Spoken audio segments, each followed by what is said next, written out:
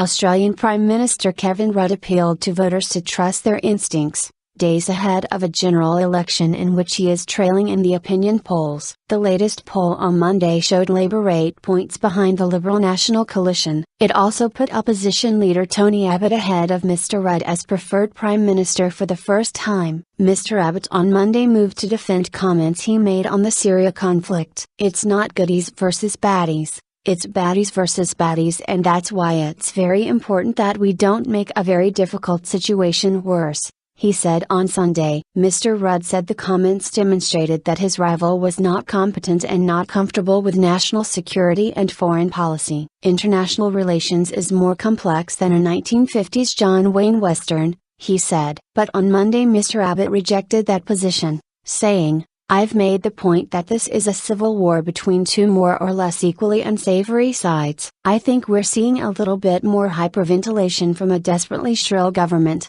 he said. Australia will assume the rotating presidency of the UN Security Council this month. Not done and dusted. Labour has been in power since 2007, when Mr. Rudd was elected Prime Minister. Ousted by his deputy, Julia Gillard, in 2010, Mr. Rudd then successfully challenged her in June, as Labour faced dismal polling figures. Under him, Labour initially saw its figures rebound significantly. But in recent weeks Tony Abbott has again widened the gap, leaving him poised for an election win. The latest opinion poll, conducted by Newspoll for The Australian, gave Mr. Abbott a 43-41 lead over Mr. Rudd as preferred Prime Minister, the first time the opposition leader has been ahead. The opposition also maintained its 54-46 lead over Labour on a two-party preferred basis. Mr. Rudd said he believed Labour could still win the 7 September poll. "Anyone who thinks that this is done and dusted I don't think has a very clear grip on Australian political history,"